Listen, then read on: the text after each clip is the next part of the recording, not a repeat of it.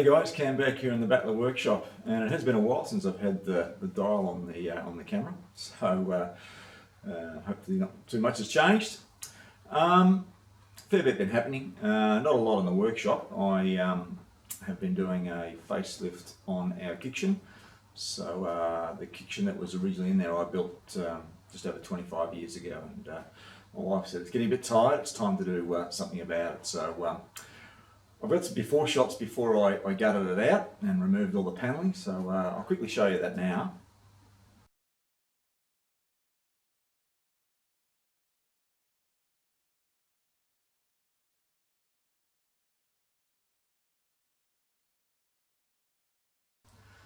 And here's the after shots after the facelift has been done, so quite a stark difference, and yeah, we're both very happy with it. And my wife chose all the colourings and the finishings, so she did a great job on your Rose. It does look fantastic.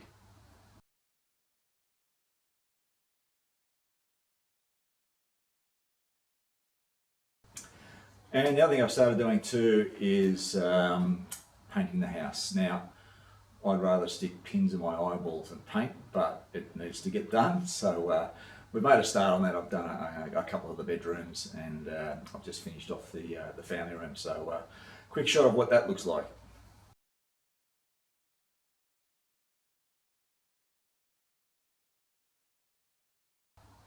Yeah, so as you can see, been fairly busy, so not a lot of time in the workshop.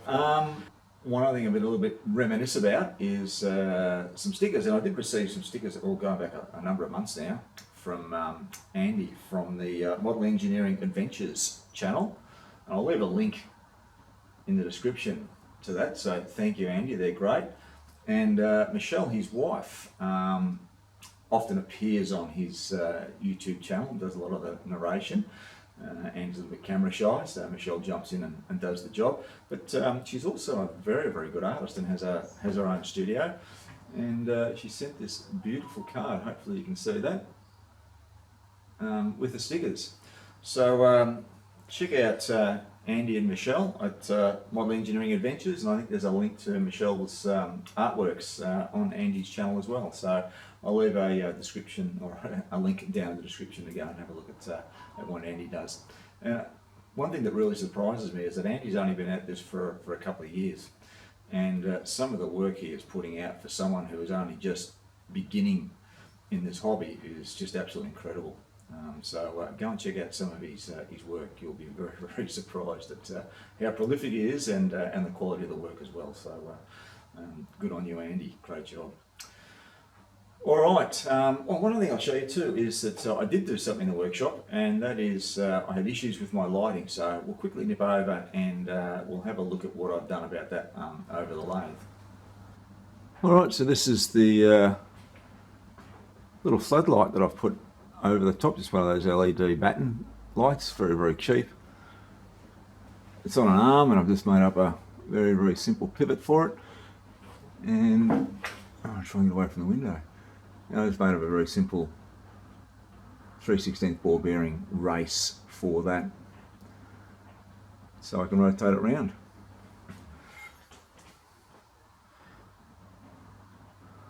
But it certainly brightens up the lathe. I'll go and switch it on and we'll show you. I'm trying to get it blown out, but I have put a little mounting switch up in there. Just put that on.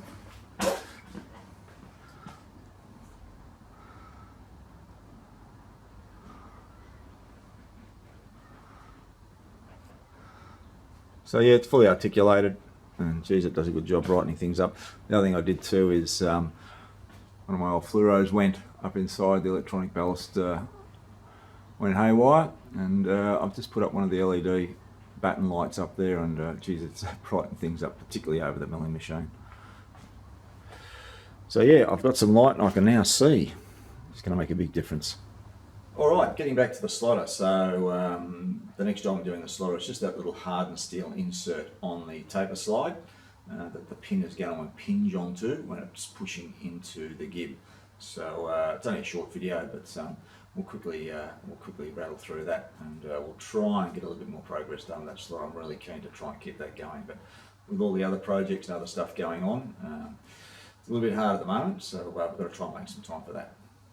Alright guys, we'll get into it, and we'll see you in the video. Alright guys, this is the slide block that I've previously made up. This is out of cast iron, and we're going to put that hardened insert in here, which is going to rub on that ball bearing that we're going to swage into place in the rod, which is going to impinge back onto the gib.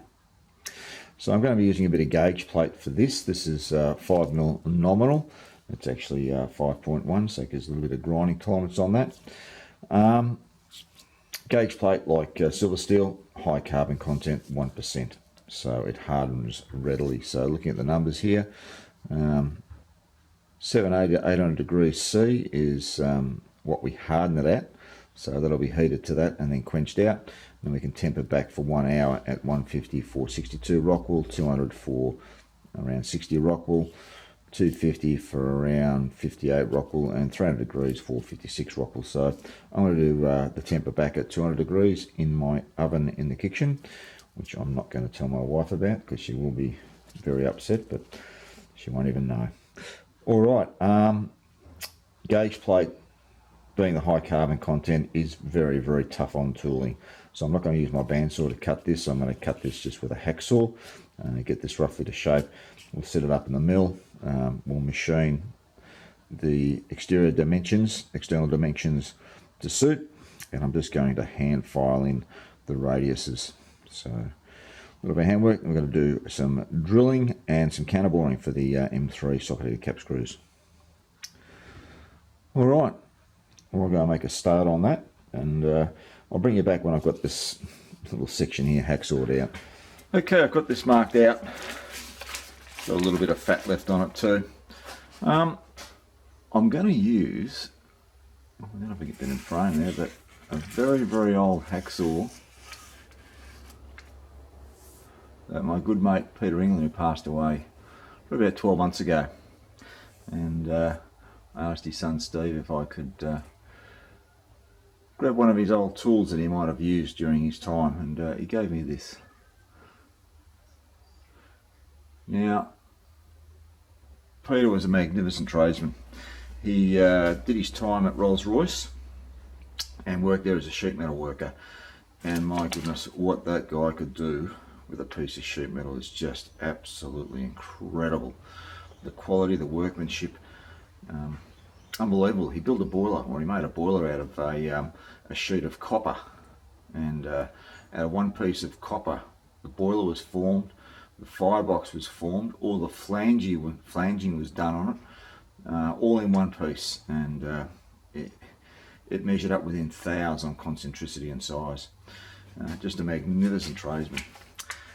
Mad as hell, absolute eccentric, never met anyone like him, and funny. Oh my god, the stories he could tell about his time and his life, you know, particularly during the war years. Some of the things that he did are just incredible, absolutely incredible. So I love using this old hacksaw. So let's have a go.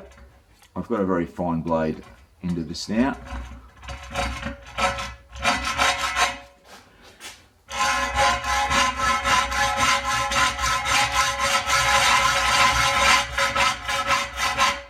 Alright, I'll keep going at this and I'll bring you back when I've got this cut out.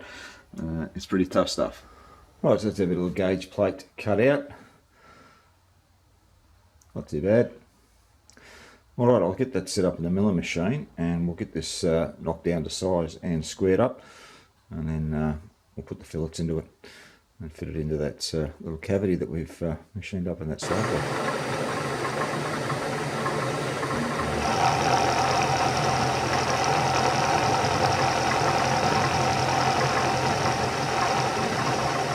Alright, we'll bring it back to length now. Just going to do it with the end mill. Up this end I've got some packing in here so that the jaws don't crab. Let me tighten those up. Alright.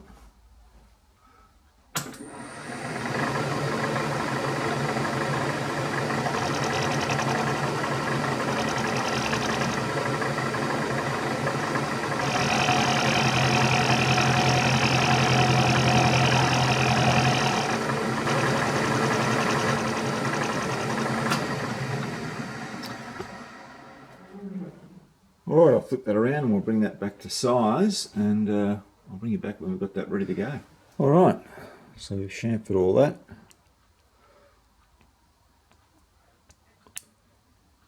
That's a nice sliding fit in there.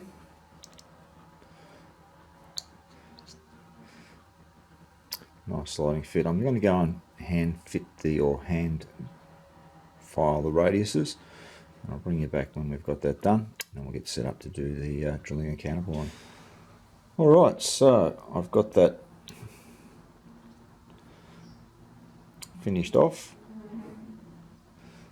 and that is a light pushing fit into the slot, so I'm really happy with that. What I'll do now is set up for the drilling and counterboring for the M3 socket-headed cap screws that are going to retain this into place. Then we'll heat treat it, temper it, and we'll grind it back.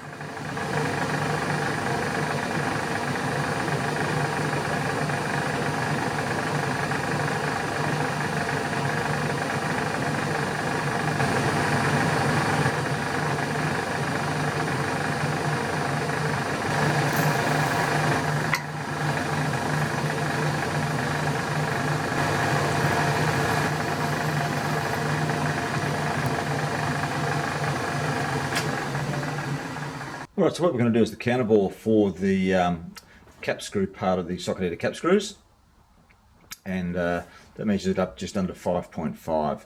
So I've got a 5.5 drill that I'm going to go in with to get started, and then once I've done that, I've just ground up a flat bottom drill so I can bring that down to depth and keep the bottom flat so that the bottom of the cap sit nice and square. Alright, we've got to get in 3mm, so we'll make a start on that.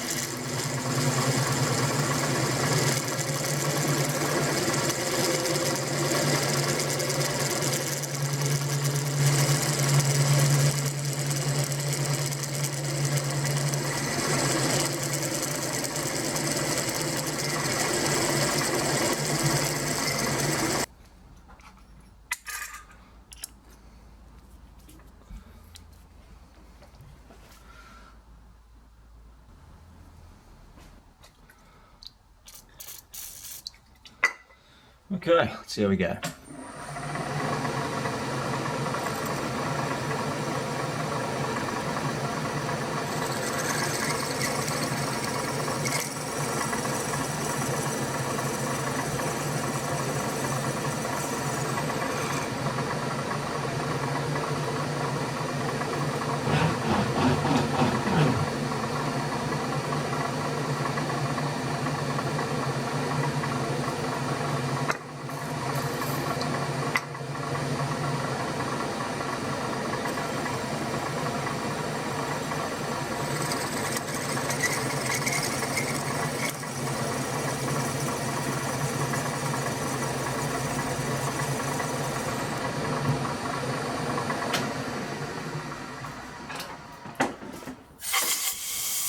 Well, let's see how that goes. That's perfect. Perfect. Alright, we've got some nice flat bottoms there as well. So yeah, if you're trying to get size for a socket-headed cap screws and you can't get an M mill that's, or a slot drill that's close, you can grind up a flat bottom, pilot it out with the tapered drill first, get as close to depth as you can, then come in with your flat bottom drill that you've ground up to create that nice flat bottom for them. Alright, well, I think we're just about there for heat treatment now, so we'll get set up to do that now. Alright, we'll heat this up to a cherry red. So cherry red comes in around about 750 from memory, so we'll heat this up, and then as soon as we're nice and cherry red, we'll dip that straight into the water. And we'll go and temper it. Alright, I'll get the blowtorch on the go.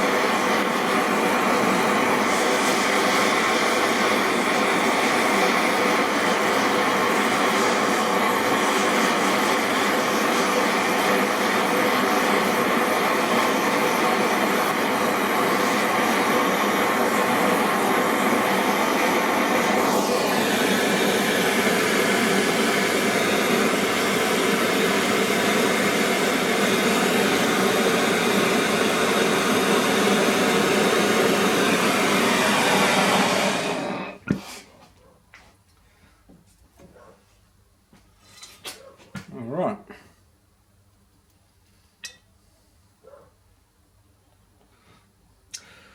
Well done, bit of oxidisation, but that's fine. I'll give that a bit of a buff, and I'll go and pop that in the oven inside while my wife is working in her office, and she won't know we're doing this. If you are doing this, use a stainless or a nickel chrome wire to do that. Plain mild steel is just going to oxidise and burn through. All right, I'll buff that and we'll get that in the oven and temper it. Righto, we've got that part sitting in the oven now. I'll just push that in.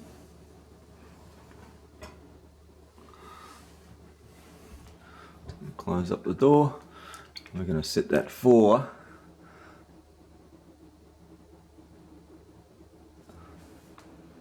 200 degrees. Put it on rapid heat first. Alright, so let that sit in there and do its thing. Let's see how that comes up. Alright, so that's how our little inserts come up. Lovely golden colour. Exactly what you want to see after a temper. Alright, we'll get this set up in the surface grinder, and we're just going to give this a very, very light lick to tidy it up. Now I have tried it in this bloke here, and it doesn't quite fit now, so it has grown a little bit, which is no drama. We'll give that a bit of a lap to get that back to size. Alright, we'll head on over to the surface grinder now. Alright, let's give this a little lick.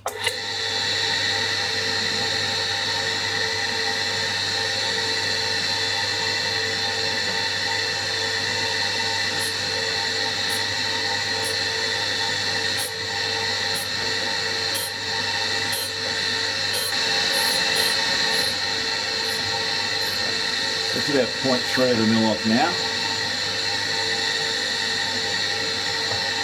0.03, this is 0.04.